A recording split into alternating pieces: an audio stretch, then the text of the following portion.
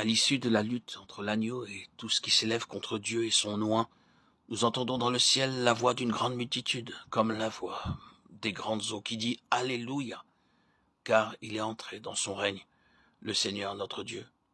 Donnons-lui gloire, car les noces de l'agneau sont venues. Apocalypse 19, 6, 7. Après avoir attendu que ceux qu'il a rachetés fussent rassemblés de toutes les parties du monde, celui qui a vaincu sur la croix a maintenant remporté la victoire sur les nations et mis sous ses pieds les autorités et puissances terrestres. L'heure approche où le Seigneur va enfin récolter les fruits ultimes de sa victoire. C'est pourquoi il a donné sa vie. Il a aimé l'Église, nous est-il dit, et s'est donné lui-même pour elle, afin qu'il la sanctifie après l'avoir nettoyée, en la lavant d'eau et par sa parole pour la faire paraître devant lui une Église glorieuse, n'ayant ni tache, ni ride, ni rien de semblable. Éphésiens 5, 26, 27. Et voici qu'au ciel retentit comme la voix de multitudes qui chantent. Faisons éclater notre joie, car les noces de l'agneau sont venues, et son épouse séparée. Et il lui a été donné de se vêtir de fin lin pur et éclatant, car ce fin lin, ce sont les justices des saints. Apocalypse 19, 11, 12. Les cieux s'ouvrent à nouveau et le Fils de l'homme paraît. Il est couronné de plusieurs diadèmes.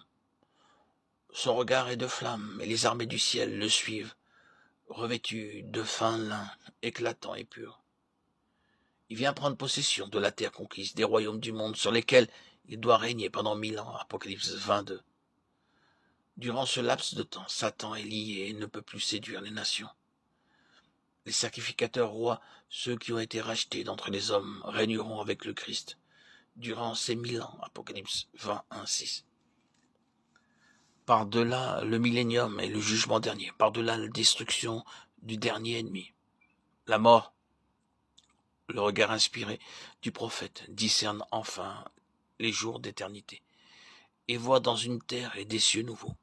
La sainte cité paraît comme une épouse pour son époux. Apocalypse 21, 1, 8. La cité épouse, et la voix de celui qui est sur le trône crie « Voici, je vais faire toutes choses nouvelles ». Peu après, la voix retentit encore pour dire « C'en est fait ». À ce moment, lorsque les choses anciennes seront abolies, le calvaire sera-t-il oublié? Dans la royauté du Christ, le sacrifice sera-t-il comme oblitéré? Nullement. Le nom par excellence du Seigneur restera encore, et dans tous les siècles, l'agneau.